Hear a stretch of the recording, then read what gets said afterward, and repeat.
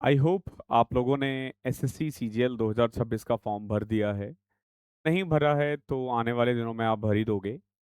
और बहुत लोग अलग-अलग चीज़ों के पीछे पड़े रहते हैं, नए-नए क्वेश्चंस आते रहते हैं उनके अंदर। तो उनमें से ना एक क्वेश्चन आता है कि सर कितना क्वेश्चन करेक्ट करना पड़ेगा मुझे एसएससी सीजीएल 2026 में, अगर मुझे प्री क्वालिफाई करना है तो?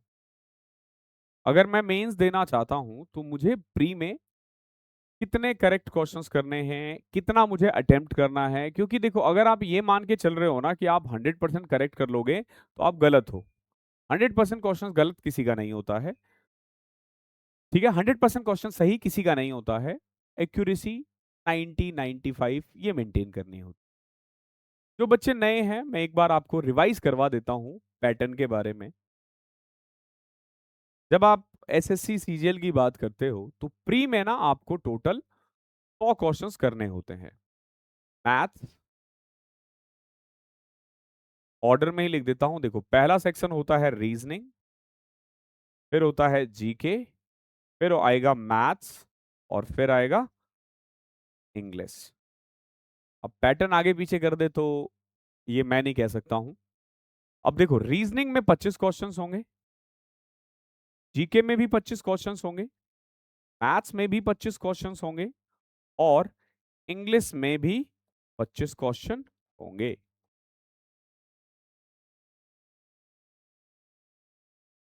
ठीक है, हर क्वेश्चन दो दो नंबर का होता है, तो कुल मिला के 50 50 50 50 यानी 200 नंबर का पेपर है। 1/4 नेगेटिव मार्किंग है। 1/4 नेगेटिव मार्किंग का मतलब होता है हर क्वेश्चन में आपके आधे नंबर कट जाएंगे।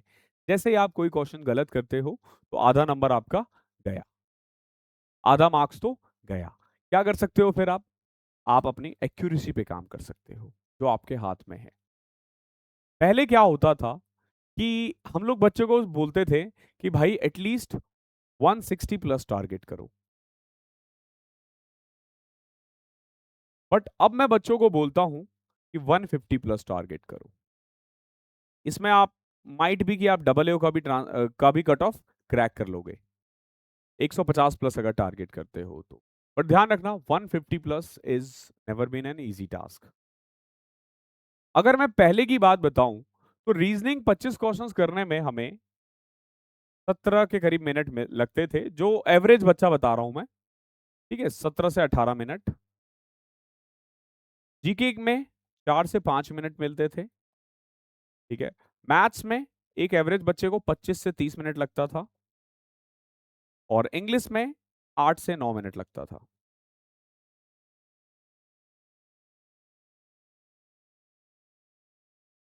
आप ऐड करोगे तो 64-65 मिनट पहले लगता था एवरेज।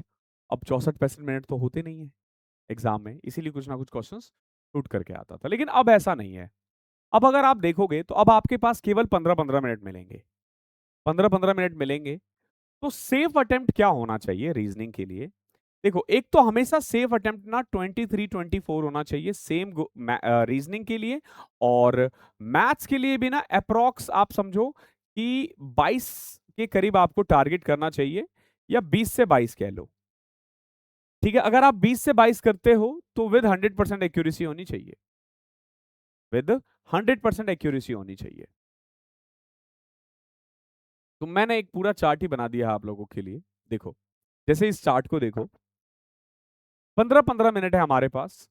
यहां मैंने 22 से 24 लिखा तो है बट ट्रस्ट मी, अगर आप 20 से 22 करते हो ना, आपका मेन टारगेट होना चाहिए 20 प्लस अटेम्प्ट करना correct. Anything above 40 is considered as very good marks. और पहले जो ये 25 मिनट लगते थे ना, ध्यान रखना वो 5-6 क्वेश्चन ही है जो टाइम लेता है। अब आपको वो छोड़ना है, अब आपको उसमें अपना माथा पच्ची नहीं करना है। ठीक है, देखो देन रीजनिंग है 24 से 25 और एक्सपेक्टेड आपको करेक्ट करना है 23 से 25। अगेन एक या दो नंबर आप आगे पीछे जा सकते हो। Anything above 21 plus is considered as very good attempt और यू कैन से कि करेक्ट। बात आती है इंग्लिश की। देखो इंग्लिश में सारे ही अटेम्प्ट होने चाहिए अनलेस एंड अनटिल कि आपको कोई क्वेश्चन नहीं आता है तो। और एटलीस्ट जो आपको करेक्ट करना है ना 21 से 23 करना है, इसमें मैं आपको थोड़ा बहुत भी गुंजाइश नहीं दूंगा। 21 प्लस। ठीक है। अब बात करते हैं जीके की। देखो जीके में ना जो एवरेज अटेम्प्ट होता है ना वो 15 के आसपास होता है। कितना होता है? 15 के आसपास होता है। अब ये जो है ना, ये बच्चे ऐसे होते हैं जो प्री तो क्वालिफाई कर लेते हैं लेकिन वो मेंस में नहीं जा पाते। वो मेंस में नहीं जा पाते, मेंस या क्रैक नहीं कर पाते। क्यों? क्योंकि वो यहीं फंस जाते हैं। अगर आपको अगर आपको जीके में या प्री या मेंस निकालना है ना, तो मैं ना आपको बोलूंगा 25 मार्क्स टारगेट करो इसमें। 25 मार्क्स टारगेट करो। 25 मार्क्स एनी हाउ इतने आने चाहिए। अगर आपने 25 मार्क्स जीके में ले आए तो वो आप कह लो कि आप अबव एवरेज चले जाओगे। ठीक है। और to get 25 marks you have to attempt minimum 15 question and you have to correct minimum 14 से 16 क्वेश्चन कह लो। ओके। अभी देखो अगर आप इतना करते हो ना तो यहां पे देखो 20 20 20 60 60 दूनी 120। 120 मार्क्स यहां पे के करीब आ जाएंगे आपके, और 25 मार्क्स वहां आ जाएंगे, यानी 145। 145 अगर आप 140 से 145 ले आते हो ना, तो आप हंसते हुए प्री क्वालिफाई कर लोगे, हंसते हुए इजीली क्वालिफाई कर लोगे। 140 कट ऑफ अब नहीं जाने वाला है। तो this should be your safe attempt. ठीक है। और जो बच्चे 150 प्लस टारगेट कर रहे हैं, जो डबल को भी निकालना चाह रहे हैं, तो ये जो आपके पास डेटा है आपको यहां पहुंचना पड़ेगा इसके अकॉर्डिंग। मिनिमम मिनिमम एवरेज आपको 80 क्वेश्चंस करने पड़ेंगे, सॉरी 85 86 क्वेश्चंस करने पड़ेंगे जिसमें 80 करेक्ट होने चाहिए। यानी देखो सिंपल फंडा होता है, 90% करेक्ट विद 90% एक्यूरेसी आप पेपर क्वालिफाई कर जाओगे। फंसता कब है बच्चा? 90% अटेम्प्ट करना मुश्किल है, 90% करेक्ट करना मुश्किल है। बच्चा फंस जाता है 80 पे, 70 पे, 75 पे, 85 पे। अब एक बच्चे ने मान लो क्वेश्चन ही अटेम्प्ट किए 150, मतलब 150 नंबर का 75 या 70, वो कैसे निकालेगा पेपर?